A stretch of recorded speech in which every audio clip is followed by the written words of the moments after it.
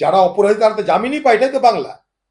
বাংলায় অপরাধীরা জামিন পায়, আর যাদের উপর অপরাধ হয় তাদের উপরে দোষ চাপিয়ে দেওয়া হয়। শিক্ষক দেখুন, স্বাস্থ্য দেখুন, ডাক্তার দেখুন, সকলের উপর এই জিনিসই চলছে। আজকে আরজিকর কাণ্ড একই জিনিস, শিক্ষক কাণ্ড একই জিনিস।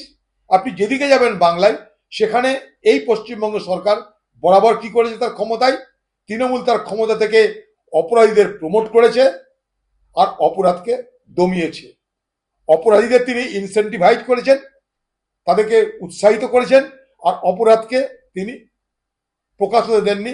তাই অপরাধীদের কাছে পশ্চিমবঙ্গ আজ স্বর্গরাজ্য।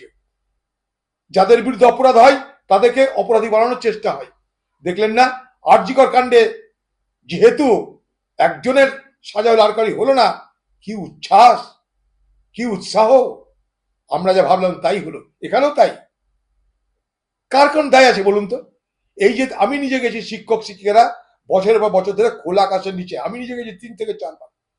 একবারে বাংলার মুখ্যমন্ত্রী আলোচনার প্রয়োজন মনে করেছেন বলুন?